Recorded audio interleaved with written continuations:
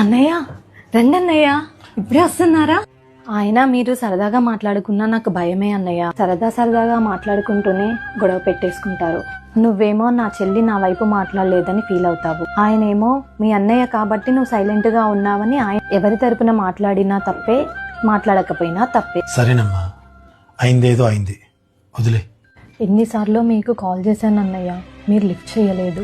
వదినకు కూడా ట్రై చేశాను, ఎవరో ఒకరు లిఫ్ట్ చేస్తున్నారు. స్కూల్కి వెళ్ళిందని, పూజ చేస్తుందని, స్నానంకి వెళ్ళిందని ఏదో ఒకటి చెప్తున్నారే తప్ప కనీసం రిప్లై ఇవ్వట్లేదు, కాల్ బ్యాక్ కూడా చేయట్లేదు.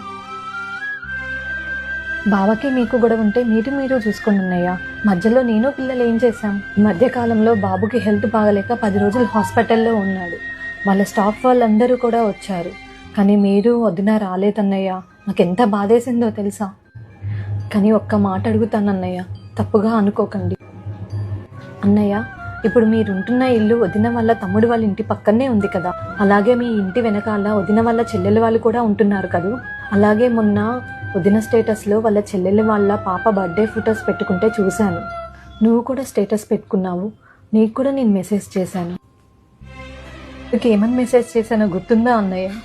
ఆ పాప బర్త్డే రోజే నీ కోడలి బర్త్డే అని కూడా ఇద్దరికి మెసేజ్ చేశాను. వదినకి వాళ్ళందరూ తన చుట్టూ ఉండాలి, మరి నీకు నీ వాళ్ళు అవసరం లేదా అన్నయ్య?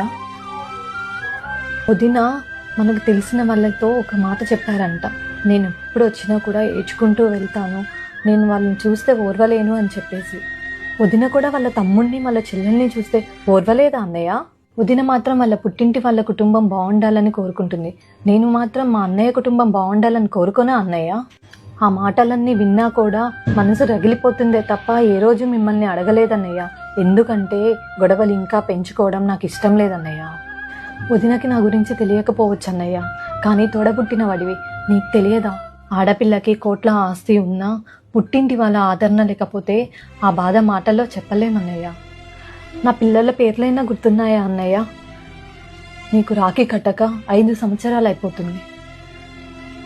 ఈరోజు నీ మేనల్లుడు బర్త్డే. వచ్చినందుకు థ్యాంక్ యూ అన్నయ్య, థ్యాంక్ యూ. ఇంకెప్పుడు ఇలా చెయ్యకు.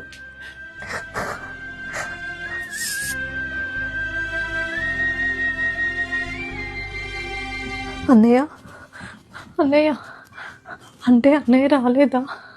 ఇదంతా నేను ఊహించుకున్నానా? ఇంకెప్పుడు వస్తారు అన్నయ్య? నన్ను ఎప్పుడు అర్థం చేసుకుంటారు?